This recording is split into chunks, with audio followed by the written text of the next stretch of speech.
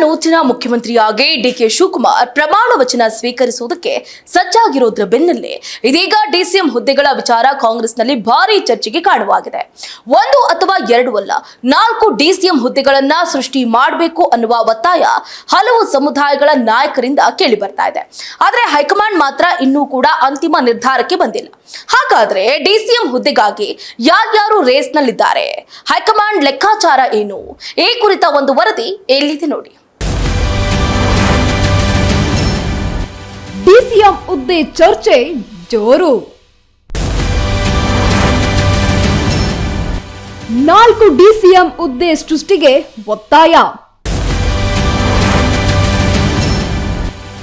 ಸಮುದಾಯವಾರು ಪ್ರಾತಿನಿಧ್ಯದ ಬೇಡಿಕೆ.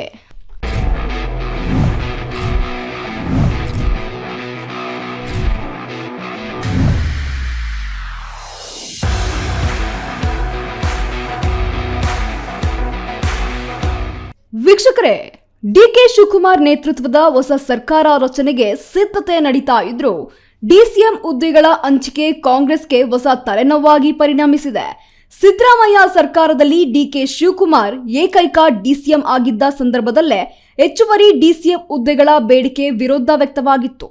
ಆದರೆ ಇದೀಗ ಪರಿಸ್ಥಿತಿ ಬದಲಾಗಿದ್ದು ವಿವಿಧ ಸಮುದಾಯಗಳಿಗೆ ಪ್ರಾತಿನಿಧ್ಯ ನೀಡುವ ಉದ್ದೇಶದಿಂದ ಹಲವು ಡಿಸಿಎಂ ಹುದ್ದೆಗಳನ್ನ ಸೃಷ್ಟಿಸಬೇಕು ಎಂಬ ಒತ್ತಾಯ ಜೋರಾಗಿದೆ.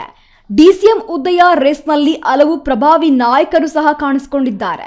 ದಲಿತ ಸಮುದಾಯದ ಪ್ರತಿನಿಧಿಯಾಗಿ ಪ್ರಿಯಾಂಕ್ ಖರ್ಗೆ ಹೆಸರು ಮುಂಚೂಣಿಯಲ್ಲಿದೆ. ಹೈಕಮಾಂಡ್ ಮಟ್ಟದಲ್ಲೂ ಪ್ರಿಯಾಂಕ್ ಖರ್ಗೆಗೆ ಅವಕಾಶ ನೀಡುವ ಬಗ್ಗೆ ಚರ್ಚೆ ನಡೀತಾ ಇದೆ ಎನ್ನಲಾಗ್ತಾ ಇದ್ದು, ಸಿದ್ದರಾಮಯ್ಯ ಬಣದಿಂದಲೂ ತೀವ್ರ ವಿರೋಧ ಇಲ್ಲ ಎಂಬ ಮಾತುಗಳು ಸಹ ಕೇಳಿ ಬರ್ತಾ ಇವೆ.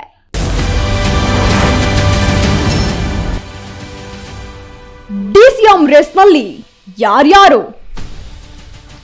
Priyank Kharge, Yathindra Siddaramaiah, MB Patil, Zameer Ahmed Khan, UT Khader.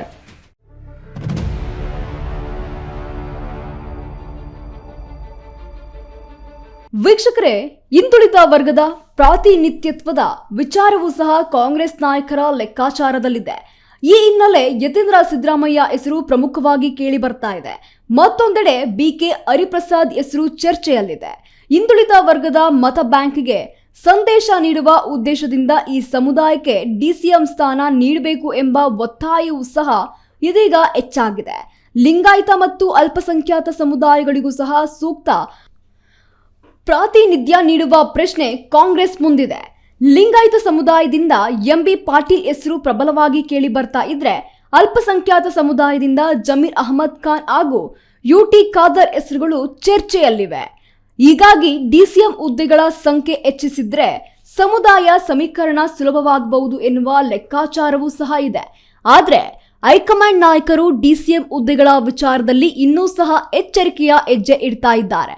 ಕೇವಲ 2 ಡಿಸಿಎಂ ಹುದ್ದೆ ಸೃಷ್ಟಿಸಿದ್ರೆ ಯಾವ ಸಮುದಾಯಕ್ಕೂ ಸಹ ಅವಕಾಶ ನೀಡಬೇಕು ಎಂಬ ಗೊಂದಲ ಎದುರಾಗುವಂತಹ ಸಾಧ್ಯತೆ ಇದೆ.